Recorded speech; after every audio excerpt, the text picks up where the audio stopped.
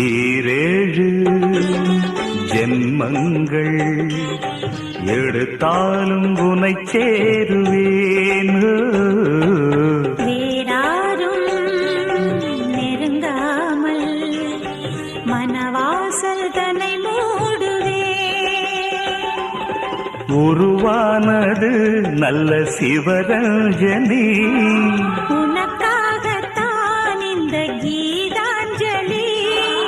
ராகங்களின் ஆராதனை, மோகங்களின் ஆராதனை.